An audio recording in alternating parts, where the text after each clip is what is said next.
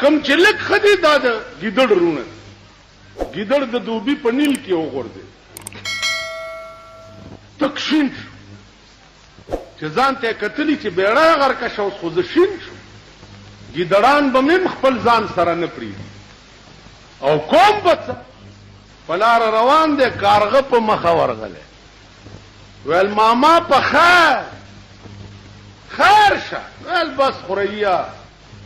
ډېرې بدې چارې مې وکړې اوس مې لباس بدل کو حج ته روان که خیال وکړئ دوی چې د دې خپل عادت نه پرېوځي بیا ګیره پرېږدي چې ګیره دې سپینه شي او پرېږدي نو په بم ولګي نو اوس یې که پرېږدي نو په تا څه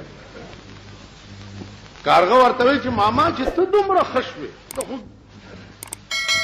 کارغان خوري زم حج وی راځه خورئیه چې مخکې تللی دی چرګ په مخه ورغلی ماما په خیر جوړ تکړه دا ولې ویل خورئیه ډېرې بدې چارې مې وکړي اوس مې لباس بدل کو حج ته روان ویل ماما زم در سره ده په لاره ګیدړ مخکې او چرګ او کارغه ورپسې شپه پې راغلې ده یو سوري ته ننوتي دي چې څه شیمونه خوري په دې کې به شپه تېره کړو نو سهار به بیا شو چې ننوتي دي نو ګیدړ وایي چې خورئیو نو وایي زه خو به اوده شم او تاسو لمبر په لمبر څوکۍ کوئ چې سوکران شي وی ډېره ښه کارغه وی اول څوکۍ به زه وکړم چرګ اوده شوی دی کارغه ته یې ویل چې خورئیه راشه که نه په دې پنجو زما په دې خپوم زور کوه خبرې به کوو شپه به تېرېږي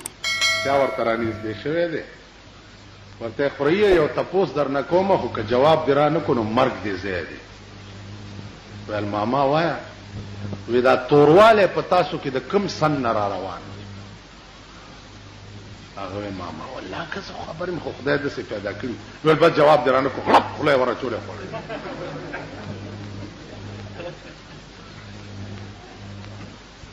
چې څه ساعت تېر دی چرګ یې را پاسولی چې خورئیه پاسه ستا د څوکۍ نمبر دی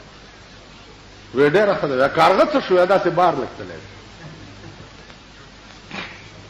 چې چرګ رانږدې شو چې خورئیه